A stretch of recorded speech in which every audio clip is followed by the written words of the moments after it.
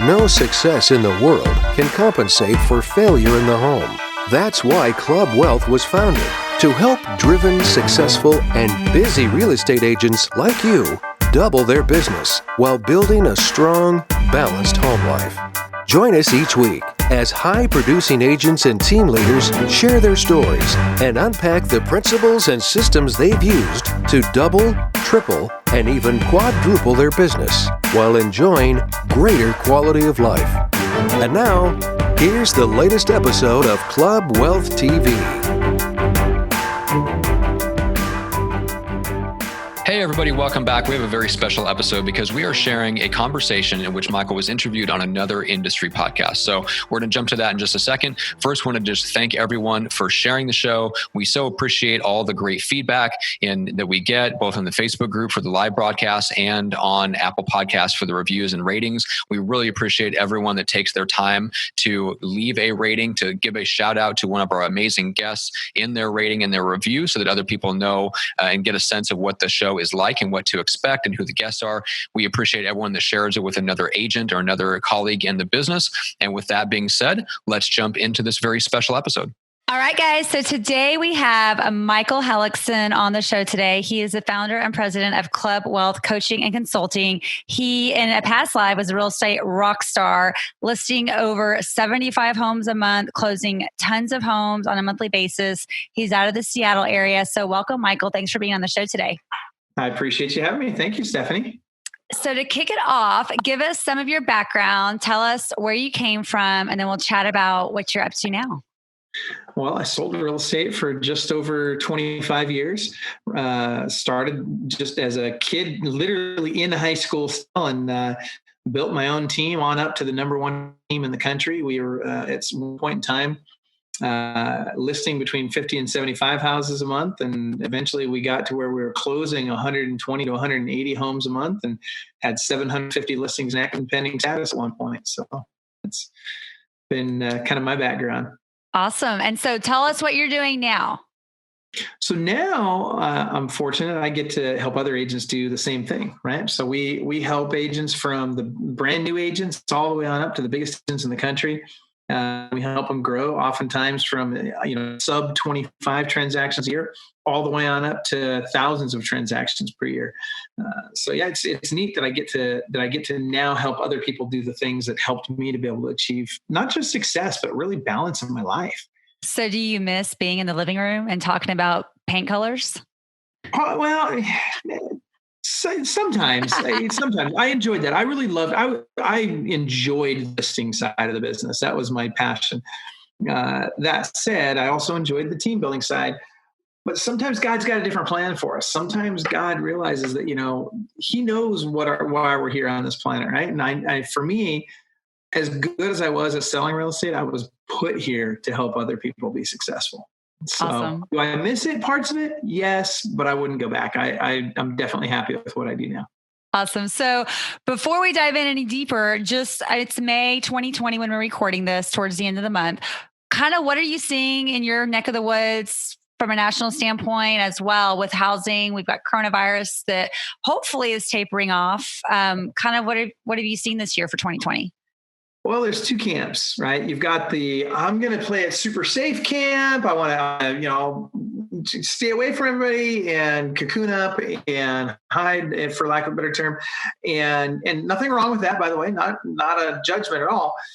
Then you've got this other camp that's, darning torpedoes full speed ahead. I'm going to do everything I can to be successful. And, if I get sick, I'll figure it out. And, there's a little bit of in between, but the reality is, and there's certainly agents out there that are working really hard to find ways to be successful and do it in a safe manner.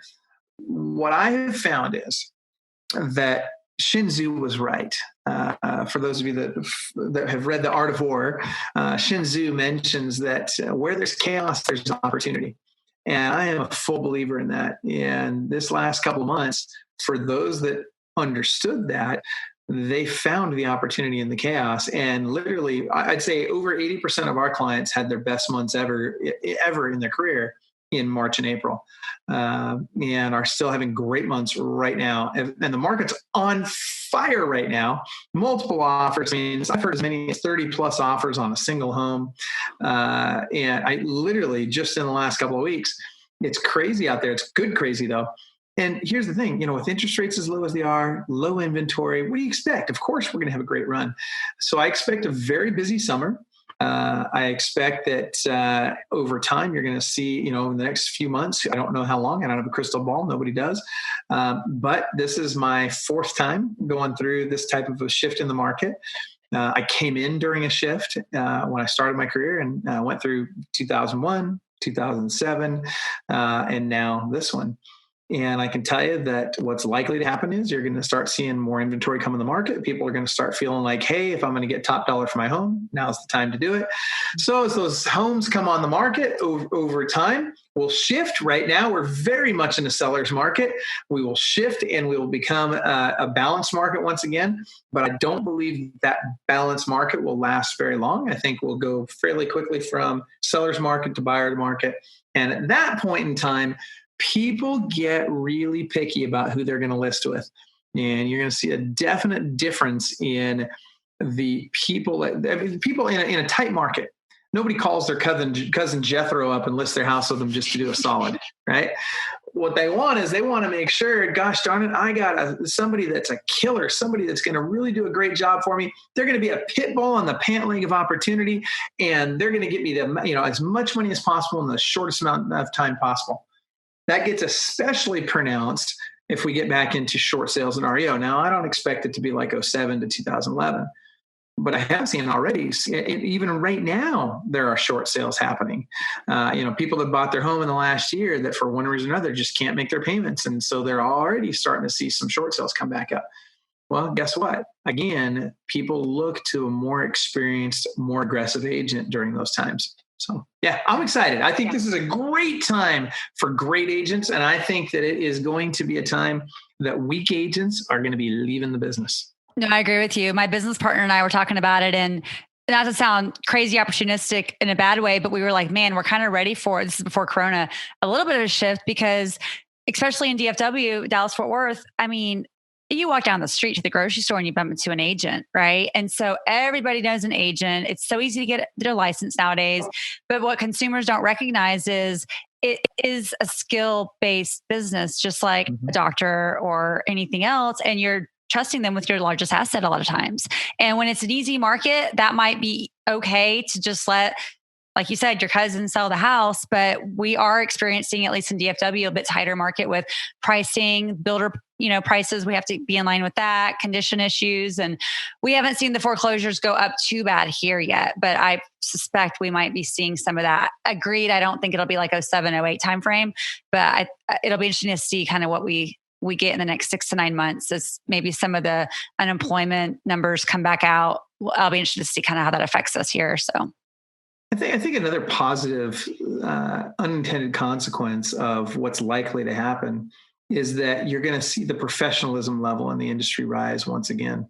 Right now you got everybody and their cousin out there, they're in, flip-flops and shorts and, they got what's wrong with that? No, I'm teasing. Right. They got their, I can't wear my yoga pants. So listing, come on. Oh my gosh. Yeah, no juicy couture stuff on the listing points, right? I mean, seriously though, it's crazy to me how people show up to work. I hate to say this, I had a client, very high producing client, solid 7-figure earner for a long time. And when I say 7 figures, I'm talking net income, right? Very high producing agent.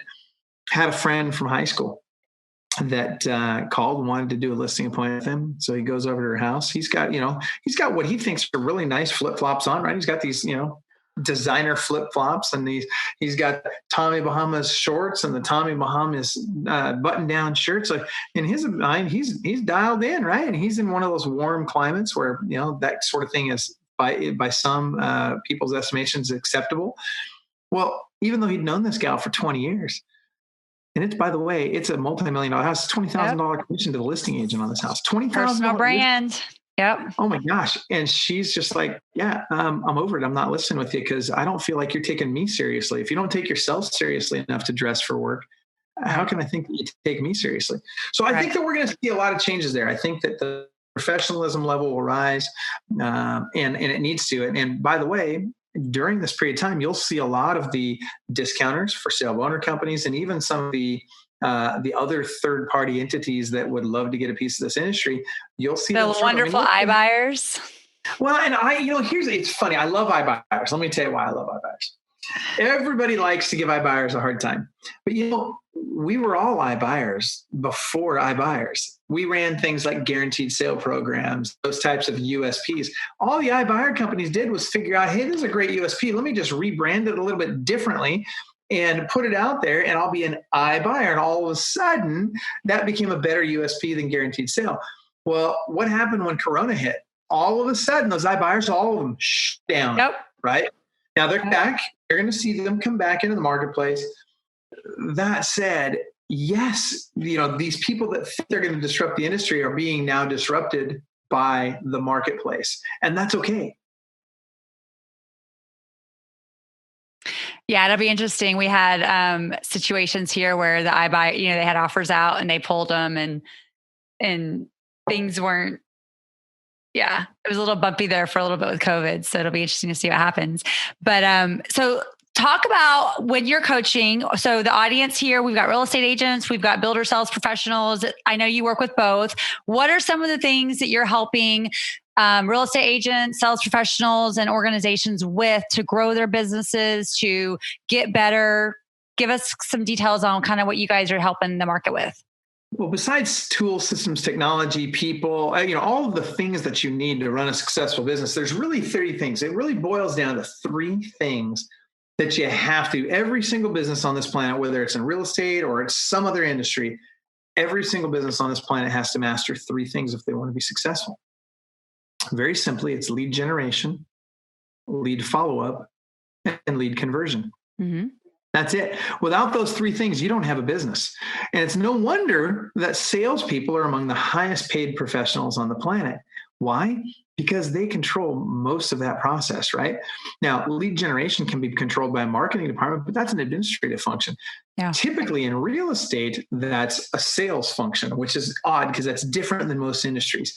Most industries, you've got a marketing department that causes the lead to come in, and then you've got the sales department that handles those leads when they come in, particularly if you've got an inside sales versus outside sales department. Now, real estate agents by their nature are, and same thing with actually, it's different with new construction. With a new construction sales agent, they're typically an inside sales agent versus a real estate agent who's an outside sales agent. What that really means is real estate agents have to go out and they have to get the business and bring it in. So they've got to do the lead generation, and they've got to do the lead conversion and the lead follow-up.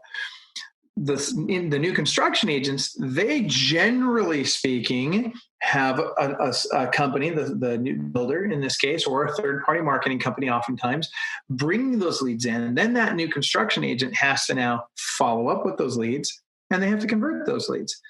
But those 3 things, lead generation, lead follow-up, lead conversion, happen no matter who does them. And so part of our job, beyond teaching people how to run a business, is helping people master those 3 things. And we're talking about everything from a system standpoint all the way up to sales standpoint, like neurolinguistic programming techniques are a great example, right? Do you know what matching and mirroring is? Do you know how to implement it? Do you understand what embedded commands are and how an embedded command works and how to use it properly? Do you understand what it means to induce a yes state? I mean, there's all kinds of things that you can do to stack the odds in your favor. Now, granted, you're not going to manipulate somebody into buying a house that they don't want to buy. That said, you can certainly have an impact, regardless of whether it's new construction or resale. You certainly can have an impact on whether or not they choose to buy from you. Mm-hmm. So what are you finding is the biggest challenge right now that either sales professionals or agents are having? Is it on the lead generation side, or is it the follow-up and conversion? Where's their biggest area of opportunity that you're helping them with? Well, let's start with this. So Realtor.com and Zillow figured out a long time ago that, hey, as an industry, the real estate industry really sucks at lead generation. So what they did was they got a hold of our data and they said, well, we'll just do it for them. And then we'll sell them back the leads that we got from their data. Smart, right? And everybody likes to hate them for this, but it's like, don't be a hater. Like they just saw an opportunity and capitalized on it. It's the same thing as the iBuyer. Like if real estate, if the industry in general was a little bit more technical savvy, we wouldn't have all these issues and all these technology companies changing our business, right? That's exactly right. 100% correct.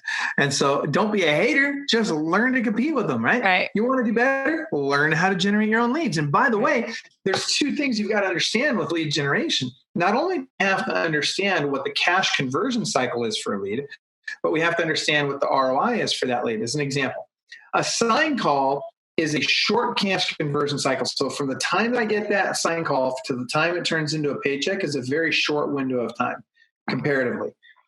The ROI on a sign call happens to be very high, which is unusual for a short cash conversion cycle lead. Now let's look at a Realtor.com or a Zillow lead. I get a Realtor.com or a Zillow lead.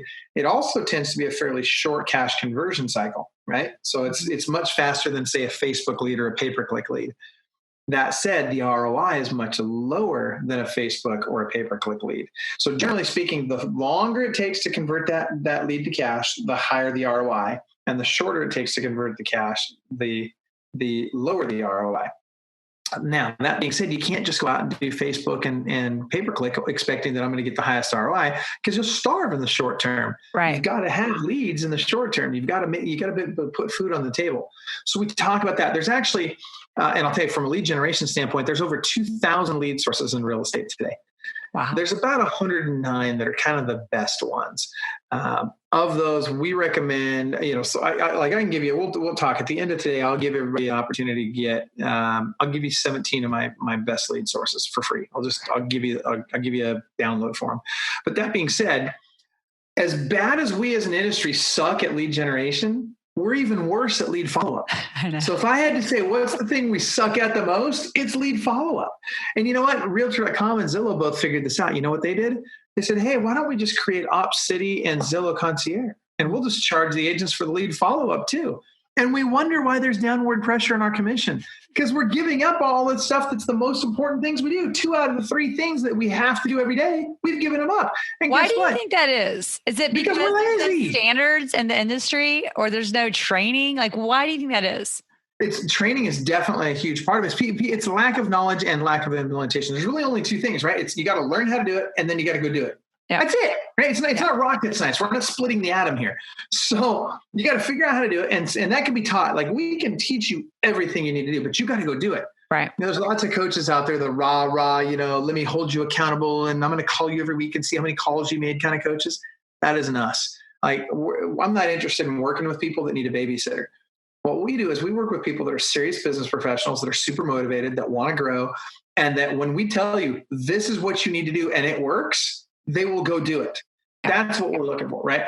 And so if you're that person, not only can we help you, but you can succeed in this business. If you're not that person, if you need motivation from outside, if you need somebody to hold you accountable to a level that you don't hold yourself accountable, if you need somebody else convincing you to make phone calls to follow up with people, I got news for you. You have bigger problems than this industry.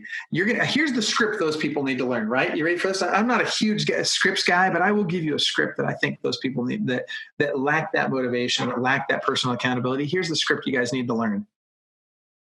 Would you like fries with that? I know. This is like quit being self-employed. Go get a job. Yeah. Dude, literally, that's what they got to learn because I got news for you. That's where you're going to be working. And I'm not criticizing anybody that works at McDonald's or anything like that, but I'm just telling you, man, you're going to have to learn that script. So that said, let's talk more, right? It's true, right? Let's talk more about lead follow-up. See, the lead follow-up, they say the fortune's in the follow-up. Man, it is so true. When I was listing 50 to 75 houses a month, I was literally making 115 to 125 follow-up calls from my car in between appointments. That's a lot, right? So I would go on 6 to 8 appointments a day, and invariably somebody doesn't show up, right? If one of those appointments no shows on me. Great, that's an hour I can make calls. But I'm scheduling 6 to 8 appointments a day, and every free second I have in between those appointments, I'm pounding the phones, making my follow-up calls. Now, I'll tell you, by doing that every day, I would set another 6 to 8 appointments for the next day. And I do that every single day, 5 days a week. And before you knew it, I was listing 50 to 75 houses a month. Why? Because I didn't care about all that other garbage that everybody else is wasting their time on. When you have an assistant, well, let's back up. Mm-hmm. If you don't have an assistant, you are one. whoa, the dog's like, whoa, the getting an assistant's important. I think your dog just gave me an amen on that one. So, but it's true. Leave it to the terrier. So, was that the terrier? Yeah. Yeah, there you go. See, they know, they're smart. So one thing a terrier is it's tenacious, right? Terriers won't let up. Those things, they'll whine, they'll complain, they'll be at your ankles until you give them that treat they want, right? Yes. You need to be like a freaking terrier. You want to succeed in real estate, treat your follow-up like a terrier treats it when you've got food at the table and you're sitting there and they want some of it, right? That's what you got to be. You got to go get that food on your table. Okay, so I'm going to ask you a question that I know a lot of people are thinking right now. They're thinking, okay, cool. You have 6 to 8 appointments a day. You're following up with all these people. Like, who are these people you're following up with? Are they people in your sphere? Are they people that you bought a list from? Like, that's what they're thinking because they're going, wait a second. How do you even have that many people to call every single day? I love it, Stephanie. You're asking the right questions. Okay, so first of all, remember, what's step number 1? It's lead generation. So what I have to do is every quarter, here's your goal. Everybody should be writing this down. Here's your goal. Every quarter, I want to add 1 new lead source. Now, I'm not looking for lead sources that will give me 300 leads a month. I mean, is it great if we find some of those? Sure. But that's what's important. What I want to get, instead of having 1 lead source that gives me 30 deals a month, I want to find 30 lead sources that give me 1 or 2 transactions a month. So I'm going to add 1 of these new lead sources every single quarter. So it takes me about 3 months to find the lead source, to figure out how to use it, to implement it, to automate it, to delegate off everything I can delegate off, to eliminate all the unnecessary stuff, and then go repeat the process. And that's what you do. And so ideally, if I want to make in real estate sales, if I want to make 6 figures, I'm talking net income, if I want to net 6 figures, I'm going to need about 10 to 15 great lead sources. If I want to net 7 figures, and by the way, when I was doing this, I was only working 12 days a month, right? So we'll get to that in a second, but I want you to think about this. You don't have to work 24/7 to do this, but you got to work smart. Right. And so, and you got to be efficient with your time, right? And we'll talk about habits too. So what I need to do is if I want to make a solid 7-figure net income working just 12 days a month, I'm going to need about 25 to 30 lead sources. At 25 to 30 lead sources that I've automated, delegated, and eliminated all the unnecessary stuff, all of a sudden now I've got so many leads coming in, I don't have to make FSBO calls, expired calls, cold calls. I don't have to do any of that stuff. All I have to do is make follow-up calls to people that have reached out to me. That's it. Can you give us an example of one of those lead sources? Sure. I mean, there's tons of them. I'm trying to think of one that's really easy to implement right now. Let's go with leadslikecandy.com. So leadslikecandy.com is a motivated seller lead source. It's, they've gone to a website, they've found information on this website that basically enticed them to reach out to someone who can offer them multiple options for their property. These people are not necessarily looking for a real estate agent. Oftentimes somebody just to make an offer on their home. So you need to be armed with, and this particular source, and they're all different, right? So you asked me just for one. Yep. So there's just an example. Sure. This is just one example. But this particular lead source, my best month ever, I listed 30 homes out of this one lead source alone. Now that's unusual. A great lead source is 5 homes a month. That's fantastic, right? Right. How many of those do you need to make a killer living in real estate? Right. But this particular one, very consistent for me. And what they're looking for is they want options. So my approach to them was, hey, look, I can buy your house, but like any other investor, I'm going to need to buy it at a discount. That will give you cash right away. Right. Or if you can wait 90 days, I can get you top dollar for it and you can get this much cash. Which would you prefer? Give them the choice. And by the way, 99% of the time, what do they choose? The second option.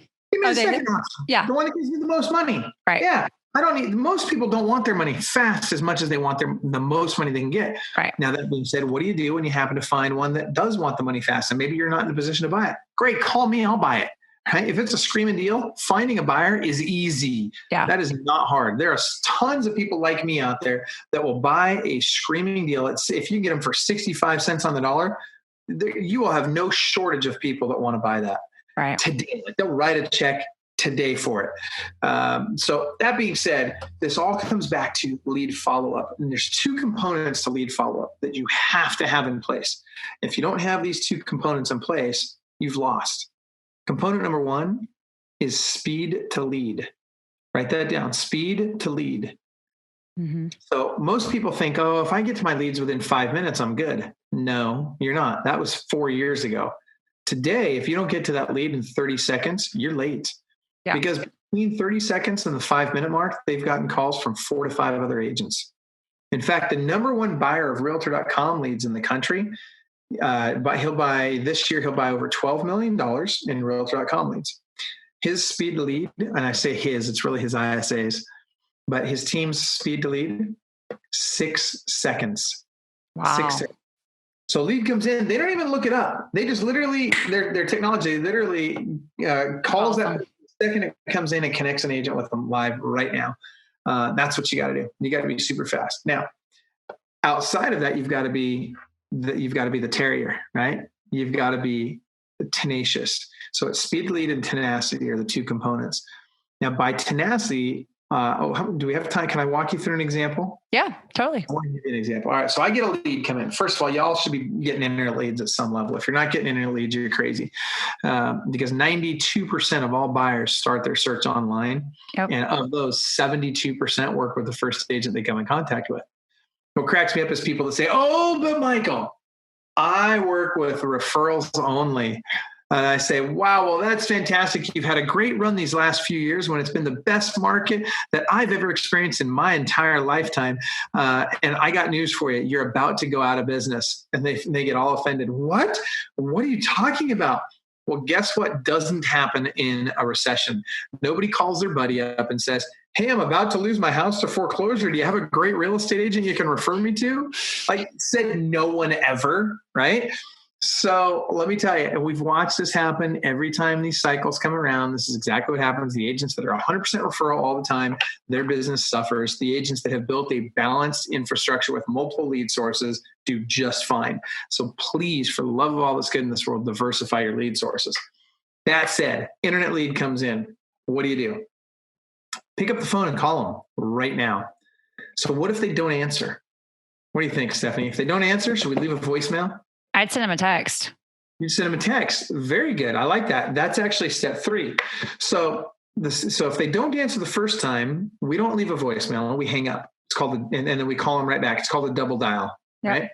We're going to immediately make that second call. And if they don't answer the phone the second time, we're going to send them another text message. Can you guess what our text message is? I'll give you a hint. It's 3 words. And I'm going to give you this 3 words. We'll get them. You will connect with them 83% of the time if you use these 3 words. Okay. No, she's getting her pen now. I love this. I can see her write it down now. Call me now. No, you're very close. Wait till you hear text number 2. So first of all, put yourself in their shoes, right? Let's say a good chunk of these people have kids. Okay. So Somebody called their number from a number that they don't recognize. They didn't answer. The person didn't leave a message. Is it coming up as a spam risk? Because now they have that on the phones. Maybe. Depends on what number you're calling from. Okay. So that really just depends on what number you're using to call from. That being said, the same person calls back from a number they don't recognize. They don't answer. And the person doesn't leave a voicemail. Now you get a text message from that person. And all it says is this Stephanie? So whatever number or whatever name they registered on the website with, is this Susie, Stephanie, Joe, whatever. Okay. And so now it's like, oh my gosh, if you've got kids, you're thinking to yourself, holy cow, one of my kids is either in jail or in the hospital, depending on which kid it is. Right, exactly. So now you've got their attention. They almost always respond with the following words, almost every time. Who is this? Yes, who is this? That is literally what they respond with almost every time. And so then the response that you send at this point is 3 more words. And these 3 words will get them dying to get on the phone with you. Calling you now. That's it. That's all you send. Just calling you now. That's it. And let me tell you, they pick up the phone like you can't believe at this point. And so here's the thing. And some people think, oh, Michael, that's so sneaky and that's just not nice and blah, blah, blah, whatever. No, it's not. What did I do? What did I say in there that's not honest? What did I say in there that wasn't clear? What did I say in there? I mean, I just asked, are you this person? They said yes. And I said, great, calling you now. Not a big deal, right? From their point of view, the way they hear that information, the way they receive that information may or may not create a sense of urgency. I'm hoping it does. And assuming that it does, guess what? I'm going to be on the phone with them very quickly. Well, that's great. And then if they happen to be upset, which only about 1 out of 1,000 are, but if they happen to be upset and they say, oh my gosh, you freaked me out. I thought something was wrong with one of my kids. Your response is very simple. Oh, Stephanie, I am so sorry. You had inquired about 123 Main Street, and I wanted to make sure I wasn't dropping the ball on my end. Did you have questions about the house? Would you like to know the price, or would you like to set up a time to see it? Mm-hmm. Game over. And guess what? Now you've disarmed them. They feel better. You just wanted to make sure you weren't dropping the ball on your end, Right. Which, by the way, is the number one follow-up script on the planet. So write this down. If there's one script that I do believe you need to use, it's this one. When you're making your follow-up calls, simply say, I just want to make sure I'm not dropping the ball on my end. I just want to make sure I'm not dropping the ball on my end. All of a sudden, you've positioned yourself from sleazy salesperson that's always calling up, are you ready to sell yet? Are you ready to buy yet? Right? From that self-serving salesperson that they all think we are, Mm-hmm. to an actual servant who cares, who just wants to help them out. And wouldn't you rather be positioned that way? Absolutely. Yeah.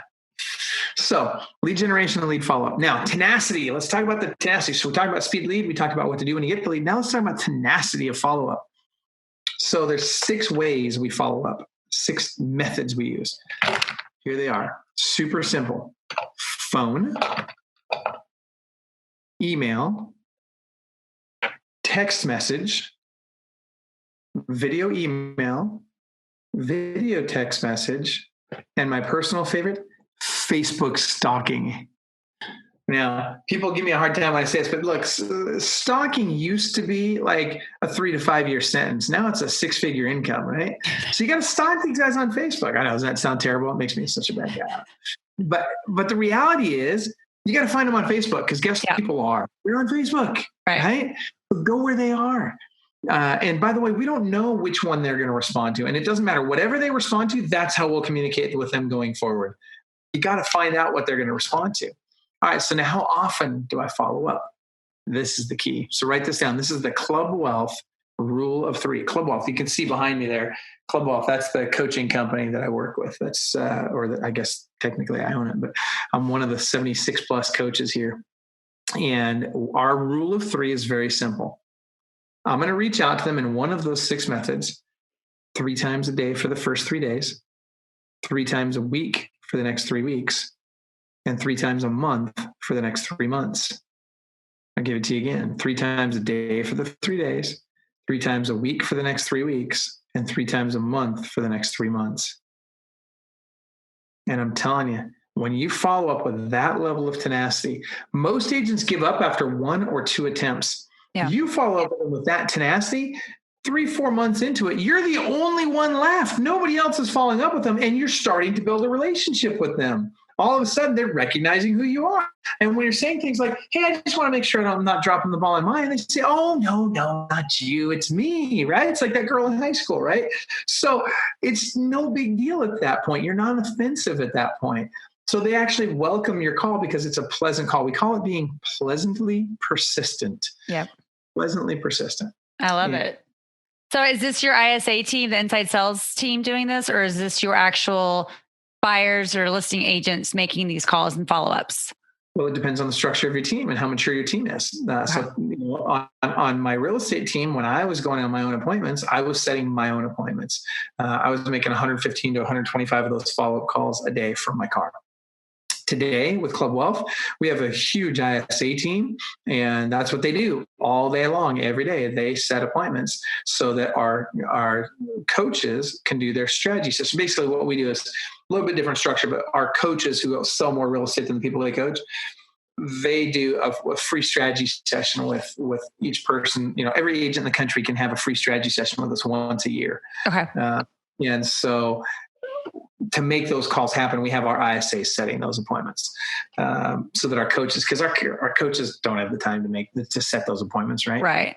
So, and eventually, when you grow your real estate business, ideally you'll have ISAs as well, setting your appointments for you. But it takes time, right? So in the beginning, when I'm new in real estate, I'm chasing business like crazy. Eventually, over time, I want to transition from chasing business to attracting business. Right. It takes time. And it takes effort, and it means I got to be in the grind for a period of time. And then at some point in time, I have more more money than time, right? When I'm new, I have more time than money. Right. But once I get to that point where I start having more money than time, I can start just writing a check and getting my leads to come in. And so we have a whole different list of lead sources that we recommend at that point. So understanding where you're at with that is critical to dialing in the right habits every day. And that is, by the way, another point that we need to cover is your habits. I love it. I love habits and routines. Yes. Oh my gosh. Show me your schedule for last week and I'll tell you how much money you're going to make this year. No joke.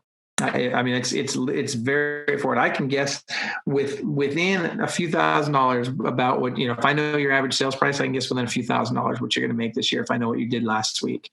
Because what you did last week is likely to be what you do this week, and that's likely to be what you do next week. Our habits define us, and they dictate our success. So if you want to be more successful, clean up your habits. So what's the number one area that you feel like most agents or sales professionals need help with from a habit standpoint? Is it morning routine? Is it sitting down and doing follow-up at a certain time? What do you normally happen to help them adjust? So we have something called the perfect daily schedule. Okay. In fact, I'll tell you what, you guys can all get a free copy of it. There's a video. I've got about I can't remember if it's 20 minutes or an hour, but there's a video on our website. If you go to clubwealth.com/PDS, clubwealth.com/PDS, and then you can get the download on what we believe is the perfect daily schedule. And it's free. You don't have to pay anything for it. But you've got to dial in what's perfect for you. There is no perfect daily schedule for everybody, right? It's what is your perfect daily schedule, and don't try and make it too robust. Don't start off saying, "Oh, I'm going to do this," like scheduling out your whole 8 or 10 or however many hours a day you're going to work. Don't just go schedule that all out and hold yourself accountable to making sure all of it happens every day. Start with get up on time. Mm-hmm. Pick a time. What time do you need to get up? And then work it backwards. If I'm going to get up at 6 or 5 or 4 or whatever time it is, what time do I have to go to bed to make that happen? So start there. Then if you're struggling with that, put your alarm clock on the other end of the room so that you got to get out of bed to go shut your alarm off. Then figure out what your first step of your morning routine is, right? What am I going to do am I going to work out? If not, okay, look at me. Do I work out? Come on, right? No. So, I'm not that guy. Don't get me wrong. There's guys that, whatever. I've got spaghetti arms. That said, you got to figure out what your first step in your morning routine is and then make sure you do that. One of the things that really helps is schedule an appointment early in the morning before you're able to pick up the phone and start calling people that you don't have an appointment with. That will force you out of bed earlier. If you don't have a team, like with our coaching, we actually have a daily huddle. I really recommend the daily huddle. If you're on a team, make sure your team is doing a daily huddle at 7:30 every morning. 7:30. Okay. It's mission critical. I can tell you right now, not in every case. There's certainly exceptions. So don't go getting all crazy on me, folks. I know that there's going to be somebody out there. As soon as I say this, they're going to flip out. Most people are thinking I got into real estate to pick my own schedule. 7:30. What? Right. Exactly.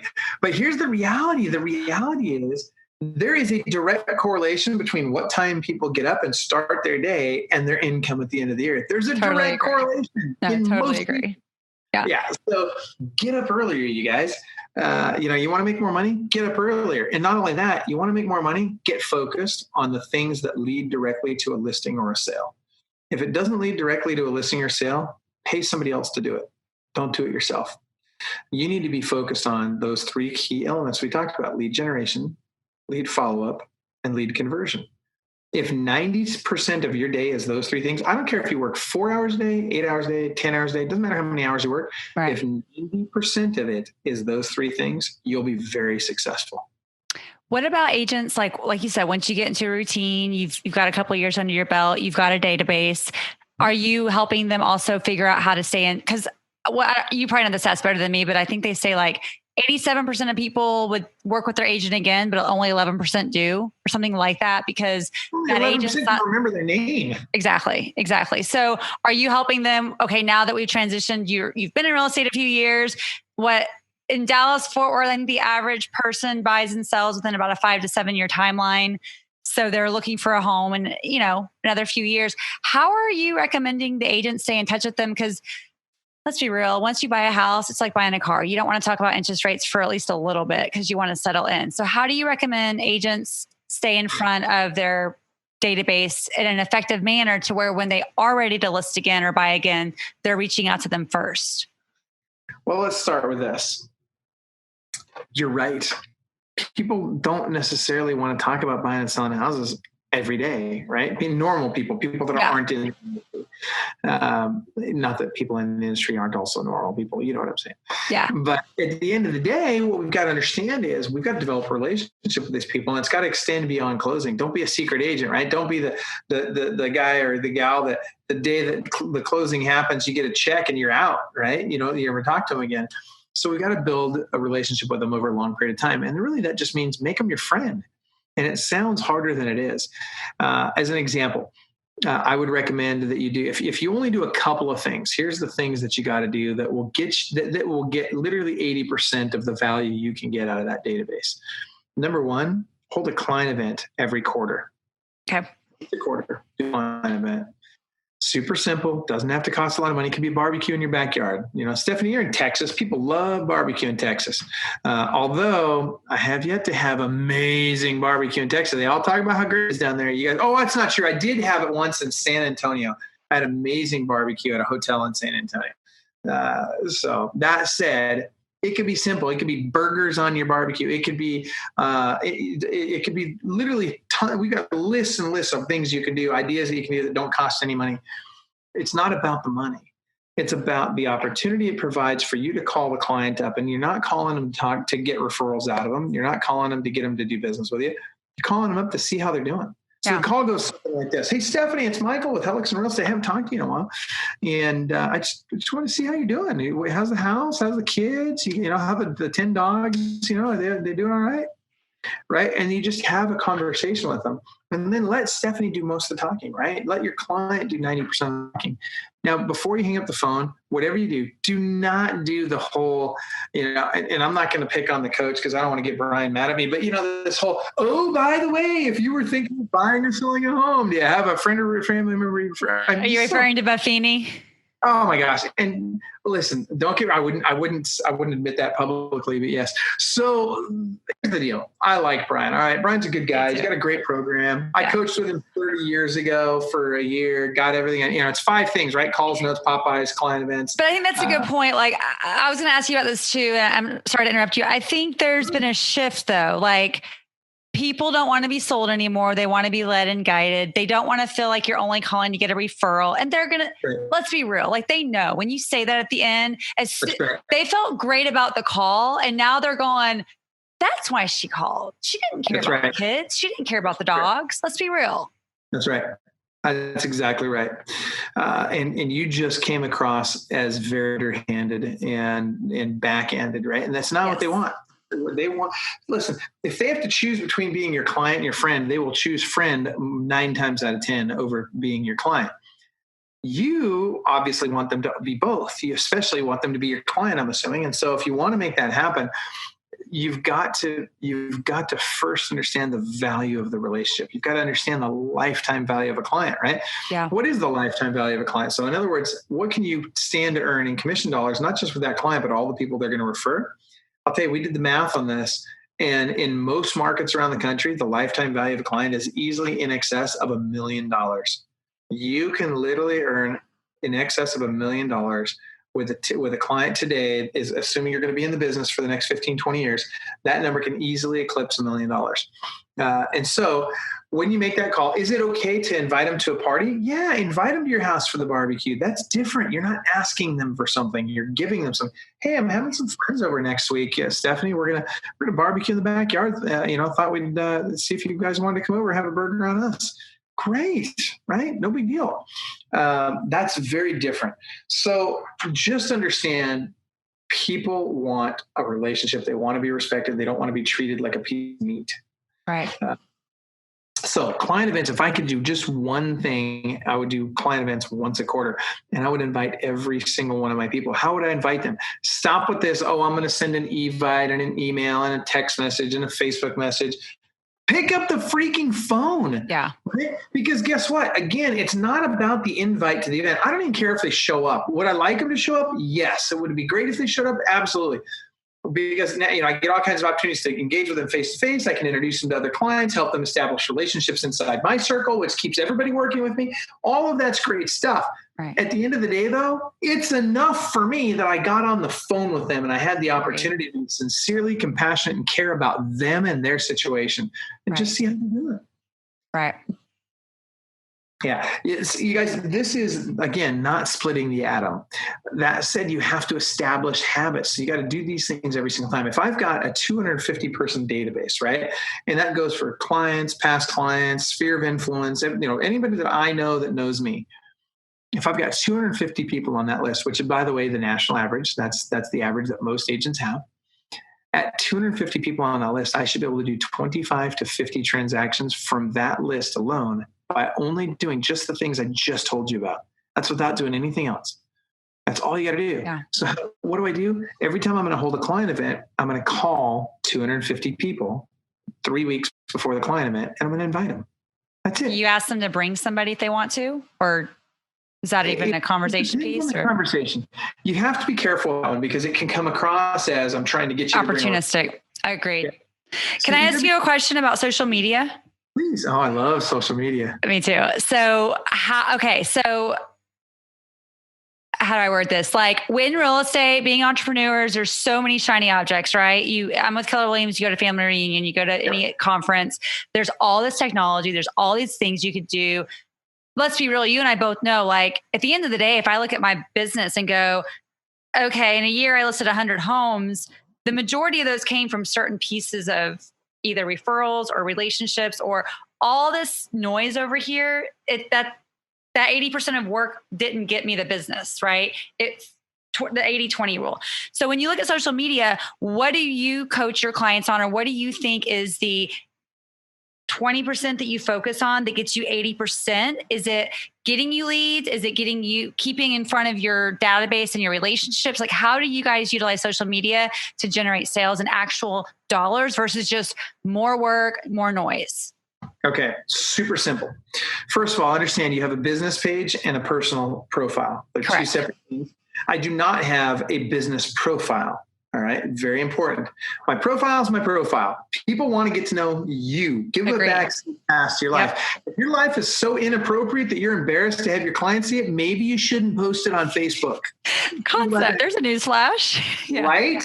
I mean, how many times have I had to have that conversation? It's like, just because there's pasties covering it doesn't mean it's appropriate for Facebook. I kid you not, I had to have that one. Okay. So we shouldn't have to have these conversations. I mean, but in today's world, we do. It's crazy. So you're good if your clients friend you.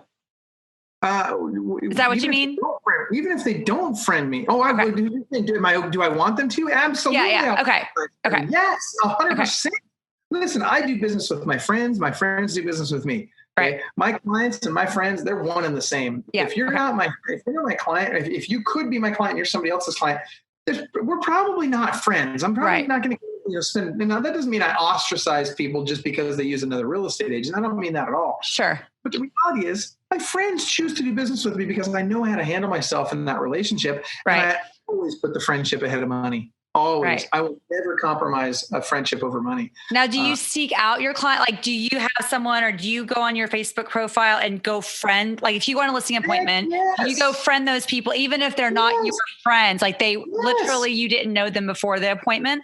Do you friend them after you list it or after you close? The second they come in, like as soon as I know they're going to be working with me, so as soon as I leave their house, or as soon as I start showing them houses and we establish a relationship, even if they don't necessarily, I don't have to get our agency agreement signed with them to make them my friend. Sure. But as soon as I know they're a pretty hot lead and we're gonna do something together, dude, you're my friend. Like, let's go. We're connecting on Facebook. Okay. I want you to listen because I know your wife's going to want to stalk me on Facebook. Right. She's going to get to know my wife. She's going to see, are they weird? Are they, are they safe around my kids? Yes. People want to know. And you know what? Make it easy for them to know. Don't hide that stuff. Like my profile's wide open. I don't cramp it down, crimp it down. Me neither. I was just curious. Yeah. Everybody can see it. Furthermore, let's talk about the page. The only reason you have a business page, there's really just one reason that you have a business page. That's it. It's so you can run ads. That's it. Part of that, it's targeting and retargeting. Yeah. Yep, are you doing, so a lot of people I talk to have an opinion on real estate of is it okay to do like the just listed, just sold? Because some people think that's super braggadocious. You just said you got paid. I happen to come from the camp that if you're telling the client's story, I believe that it shows validity in the marketplace and it shows those clients that might be looking to buy or sell. You're in that area, you're doing business. I love doing the just sold in 4 days. Like to me, that's just showing what you're doing and you're rocking it out because people want to go with an agent that's rocking it out. That's just my opinion though. What do you think? I believe you are absolutely correct. In fact, the data backs it up. I can't share the data with you now. I don't have it memorized, but I can tell you the data backs up exactly what you just said. And that is people need to see evidence of success. It used to be back in the day, we used to send out, just listed, just sold postcards, that sort of thing. Now, most of this is done electronically. And to your point, you absolutely want to tell their story. I remember back in the day, back in 30 years ago, back before Stephanie was born, and back when you guys were all little kids. Thank you for that. I was doing just listed postcards, and it would say literally, "You'll never guess what your neighbors, the Johnsons, did last night." Right. So it's all like, seductive and like, sketchy. And they're like, what did they do? Right. Like, I got to figure this out. They listed their home with Michael Hellickson, right? Or whatever. So you have to have a headline that grabs their attention. But what we do better today than we did back then is we really tell the client's story, right? So when you can tell the client's story and you make it all about them, it's not about you and your business. Don't worry. Your logo's on there. People got your phone number. It'll be fine. You make it all about them. Right. You make it how they got to do something that was important to them. Tell the story in great detail. People will love you for it. And if they'll share, if you can put me in tears with that story, game over. Yeah. Right. Like game over.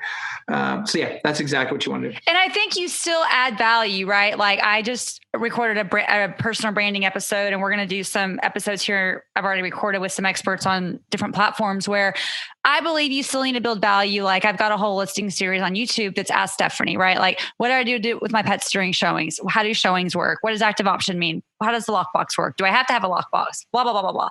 I believe to position yourself as an authority and an expert, you've got to put some valuable content out there, put yourself out there versus just listed, just sold.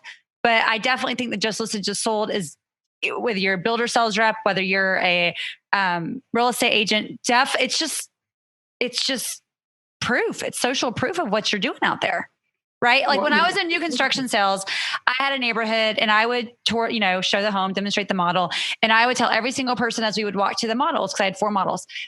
As we're walking, I would point out the full brick home, the full gutters, the full sprinklers, and they would give us credit for that mentally. Well, guess what? It was a city requirement that we had to have full gutters, full brick homes, and full sprinklers. But every single sales office they went to after me, if they didn't point that out, those customers thought that they only got that with me, right? Because I was proving out what we offered.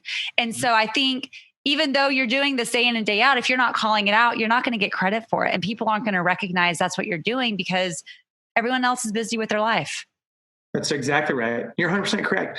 People are more likely to, when you give them social proof, they are more likely to do business with you because of that than they are if you cut your commission, or if you have the best marketing out there, or the best, the most marketing, or you've got the brand. And I love it when agents, and here's the thing, guys, most of the people watching this or here or listening to this, don't worry about your freaking brand right now. You're not ready for that yet. Yeah. Go out and put some transactions together. Go focus on taking action to get some transactions under your belt. And then every time you do a transaction, make sure you sell that social proof as hard as you can, as often as you can. I want to make sure that everybody knows that, hey, I'm safe to do business with, because guess what? Other people are doing business with me too. Right.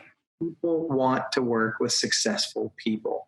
Yes. And that doesn't mean you need to drive a fancy car. I'll give you an example. I was the number one agent in the country, and I was driving a 1998 Toyota 4Runner with 250,000 miles on it. So you don't have to drive a fancy car.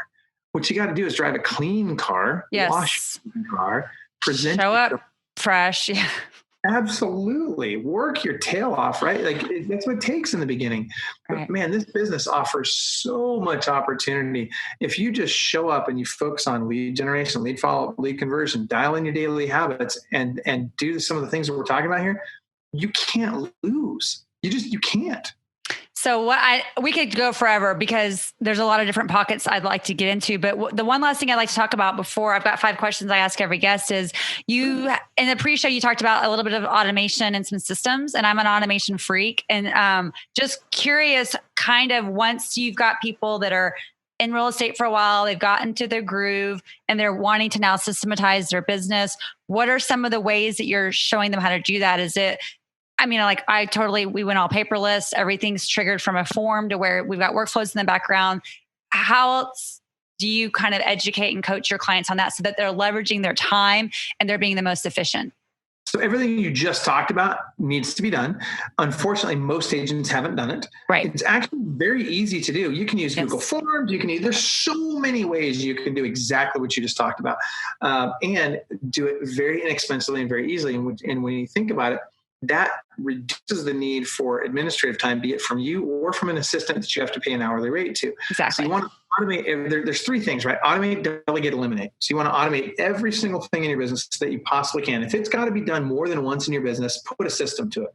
Right. Figure out, how can I automate this? If I can't automate it, should I be delegating it? And if it's not something, and so you're going to automate everything you can, delegate everything you can, and then anything that's left, you got to really look at it hard and say, do I really need this? Or should I be eliminating it altogether?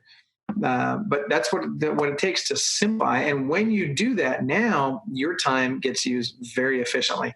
I mean, how often do you think I pick up the phone to call an agent and say, hey, would you like to do a strategy session with me? How often do I ever make that call? I never make that call. I haven't made that call in years, right? No. Because I've gotten to the point in my career where I don't have to. How did I get to that point? By automating, delegating, and eliminating. Is it, just curious, is there any 3 tools that you recommend that are your favorites that you guys talk about? Or so number one, you have your CRM, and there's a million of them out there, and it's different for everybody. Depends on your whole tech stack. You got to understand what's in my tech stack. How do these things interact with one another? What works with what doesn't? Now, one of the great Band-Aids out there that we all know and love is Zapier. It's phenomenal. Maybe your technology doesn't speak to us, to the other technology. Use Zapier. It'll solve 9 times out of 10. It'll solve whatever your challenge is. So they're integrated. If you guys, if that is a foreign word to you, it's Zapier. If you guys are listening and that's foreign to you and you want to know more about automation, DM me on Instagram, message me on LinkedIn, because I built our entire business on Zapier as far as the workflows go. We will be plugged into some other stuff with Keller Williams, but all of my business is with Zapier because it allows you to be basically technology agnostic on any particular brand. You can plug everything into each other and it will save so much time and money once you get it done. And it's the best thing ever. Absolutely. 100% agree. It's a fantastic platform. So Zapier, so your CRM, Zapier. I'm a big fan of dialers. What about document management? Google Drive, Dropbox, CRM. But so we had to use Dropbox for a long time. We're doing a lot more Google Docs now, Google Forms, and I'll be honest. For example, I don't prefer slides as much as PowerPoint, but because It works with my Google suite of products, if you will. It makes it easy for me to be in a slide or in a sheet or a doc and have other people in there at the same time. And it's easier to collaborate with them on that particular document or slide or whatever. So I'm definitely leaning more toward the Google suite of products than I ever have before. That said, I like to be able to work with all of them because we've got clients that are working with, different suite of products all the time. So you've got to have great technology. It's very easy to put it in place if you know what you're doing. If you don't know what you're doing, it's very easy to find someone who does and have them help you put it in place. Don't let it be a stumbling block. Don't let it be a hurdle for you. Just figure out who needs to help you with it, get the help you need, and move on. And I would say, do you agree at a minimum, start with getting paperless? Oh yeah. Now, right? Document management, that's going to come down to your CRM, right? Yeah. More often than not, most CRMs are going to have a paperless solution now. And it also depends on the office you're with. Depends on, your current company that you're working with. They may have requirements. A lot of them use .loop, a lot of DocuSign. I mean, who knows what they're going to use? You just need to make sure that your systems work with your office and your CRM. Yeah. Yeah. Cool. But yes, being paperless. Awesome. So I ask each guest 5 questions, and then once we'll wrap that up, and then we'll get your links to make sure that everyone knows where to go. But what's the one thing that most people don't know about you? Wow. Getting kind of personal. I was going to say, how transparent do you want me to be? Well, it's like the pasties. We got to be politically correct, right? Well, what's one thing most people don't know about me? Okay, here's one. I used to race jet skis a long time ago. I was actually first in Canada and third in the world jet ski racing. How crazy is that? Nice. Interesting. It's number 1 in the world in slalom What's like the fastest you've gone on a jet ski?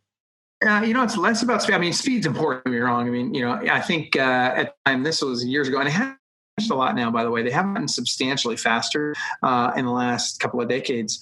But we were pushing 84, 85. On the water, that's fast. When you hit the water at 85, it hurts a lot. When you hit somebody else on the water at 85, it can be deadly. I mean, I broke a guy's femur once going around a buoy, and it can be dangerous. But it's really less about speed, and it's more about it's similar to life, right? For me, I was heavy back then. I've lost 100 pounds since then, and right? And I cheated. I had the Tijuana diet, right? I went down to Tijuana, got weight loss surgery. So worked great. It worked great. I'm very happy with the result. That said, when I was racing, everybody start off and they'd be way ahead of me, and I had to catch up with them during the race in order to win. And I did. I'd pass everybody eventually, but here's how I won. And I was always first, second, or third in virtually every race I ever ran, and I finished first, second, or third. Why? A couple of reasons. One, my equipment always worked. And that's very important. So you were talking about systems and automation. Make sure it works. And simplicity is important to that. So one of the reasons my equipment always worked is because I didn't overcome. I would race a limited boat in a super stock class. So I didn't do all the crazy mods that a lot of people did. Might have cost me a half a mile, but guess what? I was always on the start line. Number 2, I would get behind. And number 1, I'd get behind the guy in front of me, and I'd wait for him to screw up. They always do. They always make a mistake. So I just get right behind them. I don't push it. I just wait. And as soon as they make that mistake, boom, I capitalize on that and go right ahead. And that's how I went from doing 300-400 transactions, 400 or 500 transactions a year to doing over 1,000 transactions a year.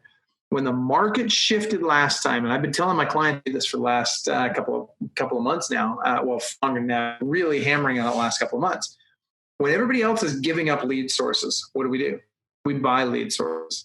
Because what happens is when the market tightens up, people panic. They start getting rid of their lead sources. They drop their expenses. Yep. That's right. They're trying to cut expenses. So what we did was we picked up their lead sources, particularly the seller lead sources, particularly exclusive ones. And now all of a sudden lead flow went down. So a few months later, their agents weren't getting as many leads. Guess what their agents did? They started looking for other places. So we took the best of the best on their agents. Yeah. Then when the agents were no longer there, the agents weren't providing transactional dollars, so they weren't closing transactions. There was no money coming to pay the administrative staff. So guess what happened next? We were able to take the cream of the crop out of the administrative staff members, and we were able to hire those. And that's how we scaled. So number one's always going to screw up eventually. Just get behind them and wait for it to happen. So there you go. There's my what you don't know about me. Love it. All right, cool. So question 2 is 2-part. Part one is, what's the best piece of advice you've ever received? Oh man, so many. Do I have to limit it to just one? No, you can do 2. Well, there's a follow-up to that, so you might be able to share more. Okay. Well, all right. This isn't a piece of advice I got. This is a piece of advice I gave myself. But in business, the best thing I ever did in business, when I first got into real estate, I was 18 years old. And I said to myself, I'm going to make 6 figures a year selling real estate. This is 30 years ago when 6 figures was something. And so I was all excited about it. I'm like, I'm going to do this. I'm going to make 6 figures. And in order to do that, I'm only going to take advice from people that make at least 6 figures a year selling real estate. That's genius. That's so smart. Yeah. Love it. Okay. What's the best piece of advice you want to give the audience?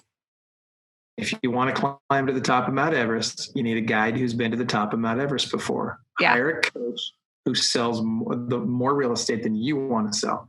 If you want to sell 100 homes a year, you better have a coach that's doing at least 100 homes a year right now. If you want to sell 500 homes a year, you better get a coach that's doing that. Stop thinking that somebody that's never done what you want to do is ever going to be able to tell you how to do what you need to do. Amen. All right. Question number 3. What's one of your favorite books, or the one that's had the greatest impact on you? So can I cheat and use one of the ones I wrote? Totally. Yeah. We want to hear it. Got 3 best-selling books out there right now. So three Amazon national bestsellers. I would say for every agent watching this right now, I would say if there's one book you need to read, start with the Club Wealth buyer. It's the world-class buyer agent book. Okay. And 434 pages. It really walks you through this, not only how to work with buyers, but everything about kind of how to from start to finish, how to grow a business in real estate. Now, if I had to pick a book that wasn't a book that we wrote, and by the way, that's available on Amazon. Go search Amazon for Club Wealth Real Estate Book, and all our books will come up. I'll link it in the show notes too. Yeah, it's great. I mean, it's literally every book we've written has been a national bestseller so far. If I had to pick something that wasn't one that we wrote, there's a couple. So if it was finance, for money, the best book on money is The Richest Man in Babylon. Got to read it. I love that book. Yep. Yeah, Richest Man in Babylon by George Clason. Book on real estate and specifically on investing. Read anything by Robert Kiyosaki, particularly Rich Dad Poor Dad. Poor Dad. Highly recommend. Great book. Another one, if you want to talk about business and how I run a business, I would read The Cash Flow Quadrant by Robert Kiyosaki. Another great book. Now, when you've read those and you really want to go deep on a couple, I'm giving you a whole bunch of books. Sorry about the. Yeah, you're good. This is great. I'm a nerd. I love it. Okay, so I'll give you a couple others that are super good. You want to learn how to network. The best book on networking is called Networking with Millionaires by Thomas Stanley. He's the wrote The Millionaire Next Door, which is also. I was going to say when you're talking about finance, The Millionaire Next Door is one of my most favorite books ever. And okay. It's a great book. And I tell you, that's another one on finance. That one ranks right up there with The Richest Man in Babylon. Have you, this one's a newer one, but by David Bach, The Latte Factor. Have you read that one? Not familiar with it. It's really easy to read. It's really based for more. He sets it for millennials, but it's an easy read, similar to like Who Moved My Cheese. It's it reads like that in the sense of like kind of a story, but it's great. Great. Yeah. I haven't heard of it. It sounds like a great book. There's another author that you guys follow that is old school, and if you really learn his stuff and you apply it with today's technology, can be super powerful. It's a guy named Harvey McKay who wrote Swim with the Sharks Without Being Eaten Alive. Another one of his titles is Dig Your Well Before You're Thirsty. He wrote a great book on negotiating called Beware the Naked Man Who Offers His Shirt. I mean, this guy is dialed in. Great stuff. Yeah, I'd recommend all of those. And everybody knows new books, but here's what's really interesting to me. there's really no new stuff. Right. It's all based on stuff. These guys that I'm telling you about, these books that I'm telling you about, those are the guys that really wrote the book. Right. Napoleon Hill, Think and Grow Rich. Yes. I mean, if you haven't read Think and Grow Rich, you better. If you haven't read 7 Habits of Highly Effective People, you better. Right. I mean, there's a handful of books out there that you have to read long before you read any of the new stuff. Yeah. Do you reread, or do you just have them and file back, or? Both. I do reread. I buy books in paperbacks. I don't. I mean, don't get me wrong. Ebooks and audiobooks are fine. And don't get me wrong. I'm not. If you're going to go for a run and you want to listen to an audiobook, go for it. In the car, I'm not listening to books in the car. I'm making phone calls. I'm making money driving down the road. But with the books, or the paperback book, I can go in, I can mark it up, I can dog-ear the pages, I can make it very easy to reference the information that I need to reference so very quickly. I mean, who hasn't read The Millionaire Real Estate Agent? If you haven't read that, you're freaking crazy, right? Right. So I normally have a copy sitting on my desk. It's on my bookshelf over there. I'd go grab it, but I don't want to run away from the show here. But the other day, somebody's asked me about profit sharing programs. I said, well, let's go grab the MRE book. And I was never a Keller Williams guy, right? I've always been, not always, but most of my career as an independent broker. But Gary's a smart guy. And that book, so much of that book is still valuable to this day. Right. How great is it to be able to run over to the shelf and grab, a little section on profit share models and be able to share that with somebody who needs it right now. Right. Lots of great books out there. I will tell you this: be a reader. Yes. Be a learner. Be a lifelong learner. But implement what you learn. Right. Don't just consume. Yeah, you got to implement. What's your current morning routine? So I'm huge on social media. So we've got a Facebook group with about 34,000 people in it. So the very, very first thing I do, I wake up, usually between 3:30 and 4 o'clock in the morning. Oh, dear Lord. All right. Without an alarm. Don't need an alarm for that. My body's just used to it. What time do you go to bed? Usually about 9, 10 o'clock. Okay. I'll usually, once I lay in bed, I watch TV for about an hour, much to my wife's dismay. And I love her to death. She's super patient with me. I'll usually get about 5 hours of sleep a night. I have a hard time sleeping more than 5 hours. My body just knows that there's too much to get done. And so I'm not suggesting that for other people. I'm just saying that just happens to be my lifestyle. So first thing I do when I get up, people are going to probably criticize me for this, but the reality is the very first thing I do is I lean over, I grab a phone, which sits right next to my bed on silent. So if you call me at 3 o'clock in the morning, you're not waking me up. I grab my phone and I jump on Facebook, and I spend about an hour on Facebook, and I make more money in that hour than most people will make all day. Wow.